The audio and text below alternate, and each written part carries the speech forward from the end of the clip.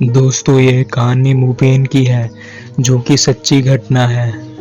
मुबीन के छोटे भाई की शादी 3 महीने बाद होने वाली थी, तो इस फैमिली को बड़ा घर चाहिए था। तो मुबीन एक एजेंट से बात करता है। एजेंट उसे एक बड़ा घर दिखाता है और बोलता है, यह घर आपकी फैमिली के लिए फिट रहेगा। मुबीन ज़्यादा कुछ न देखते हुए एडवांस दे देता है। कुछ दिन बाद मुबीन की फैमिली नए घर में शिफ्ट कर लेती है। एक दिन मुबीन की पत्नी किचन में कुछ काम कर रही थी। तभी उसे ऐसा लगता है कि ऊपर छत पर कोई गया है। उसे ऐसा लगा कि उसकी सास छत पर गई है। तभी अचानक उसकी सास का फोन आता है। मुबीन की पत्नी को लगता है कि सासू माँ मुझे फोन क्यों कर रही है। मुबीन की पत्नी फोन को न उठाते हुए छत पर चली जाती है। वो जैसे ही छत पर पहुंचती है तो देखती है कि छत पर कोई नहीं है। वो हक्की बक्की रह जाती है। वो तुरंत नीचे आती है और अपनी सासू माँ को फोन करती है। मुबीन की पत्नी बोलती है कि मम्मी, आप तो मेरे सामने छत पर गए थे, पर आप छत पर तो हो नहीं, आप कहाँ हो? सासू माँ बताती है, मैं छत पर कब गई? मैं तो सुबह सुबह मार्केट कुछ काम से निकल गई थी। तुम्हें जरूर कोई वहम हुआ है। बात यहीं खत्म हो जाती है। शाम को मुबीन घर आता है तो उसकी पत्नी सारी बात बताती है, पर मुबीन को भी मम्मी की तरह इसे उसका वहम लगता है।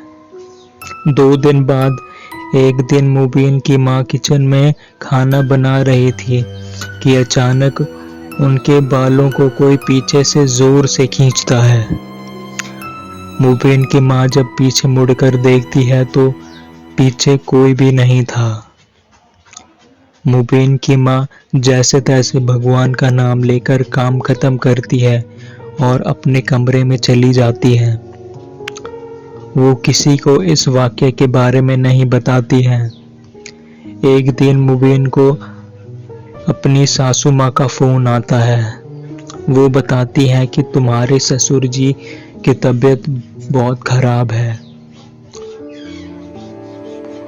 वो अपनी बेटी से मिलना चाहते हैं। तुम उसे कुछ दिनों के लिए यहाँ छोड़ दो। मुबीन अपनी पत्नी को सब कुछ बताता है और उसे उसके घर छोड़ आता है और अपने ऑफिस चला जाता है। अब वो रात को अपने घर आता है, खाना खाता है और सोने चला जाता है। उसे लेटे हुए आधा घंटा हो गया था। उसे नींद नहीं आ रही थी। उसे अचानक अपनी माँ के कमरे से जोर से चिल्लाने की आवाज़ आती है।